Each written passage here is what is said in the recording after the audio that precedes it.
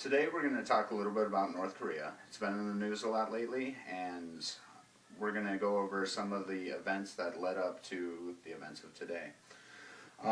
North Korea was annexed by Japan in 1910, and it started a regime of Japanese rule that enslaved a lot of the Korean people.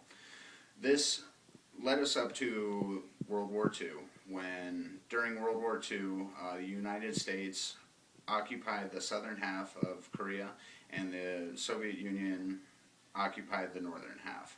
At the end of the war, USSR and the United States divided Korea in half at the 38th parallel. That's when Kim Il-sung, the founder of North Korea, took over power.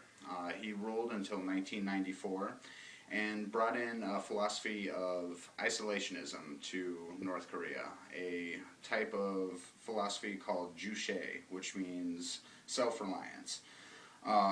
It became the official state ideology, replacing communism in 1972 when there was a change to their constitution. After his death in 1994, Kim Il-sung was declared the country's eternal president.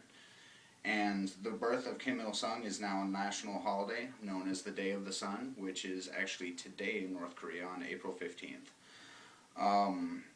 Following Kim Il-sung's death, the throne was taken over by Kim Jong-il.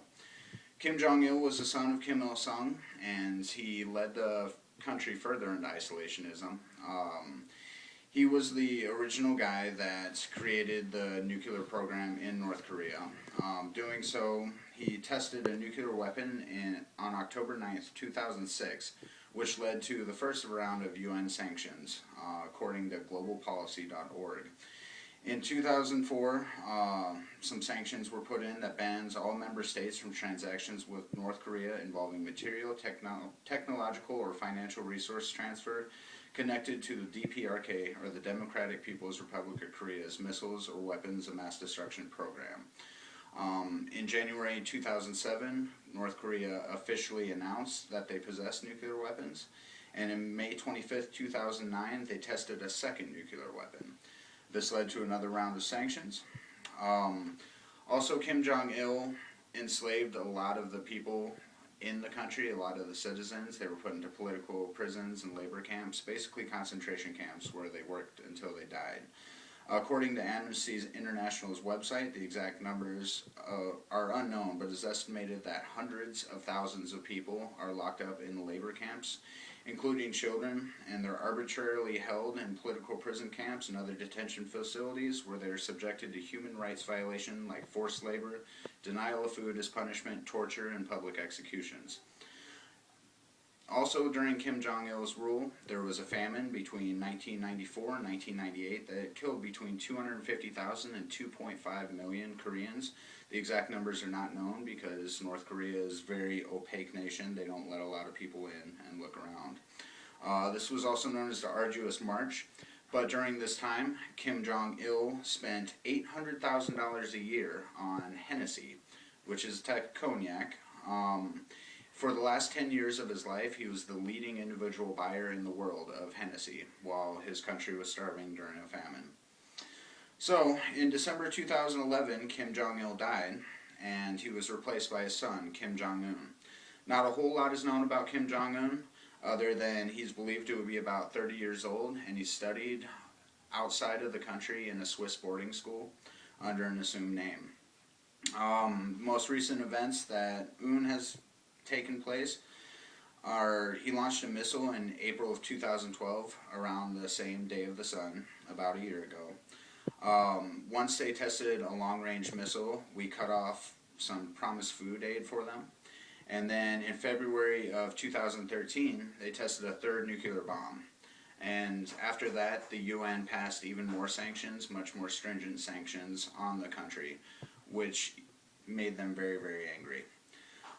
Since then, they've threatened to launch a preemptive nuclear strike on the United States. And if you see here, this is the map of the ranges of different North Korean missiles, right, that they have. The larger missiles area, this has not been tested yet. It's a Taepodong 2, and it's believed to be able to reach the western half of the United States. Some of the targets that they've listed are Guam, Hawaii, obviously South Korea, who they hate, Washington, D.C., they've threatened to turn into a sea of fire, Los Angeles, California, and Austin, Texas, oddly enough.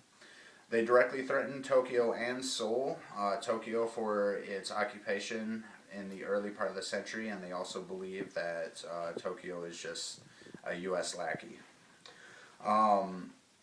Since then, the U.S. and Japan have set up missile defenses around Korea, Japan, and Guam, and they have cut off all diplomatic lines, including the military line at the demilitarized zone installed by the Red Cross to avoid incidents where a miscommunication or misunderstanding could lead to a full-on nuclear war.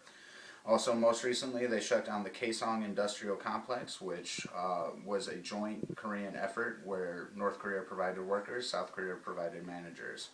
Also, they told the ambassadors in North Korea that they couldn't guarantee their safety after April 10th, and they're expected to launch a missile anytime soon, which possibly could coincide with the Day of the Sun, and if so, Japan or the United States may shoot that missile down. If that happens, that could spark a nuclear war.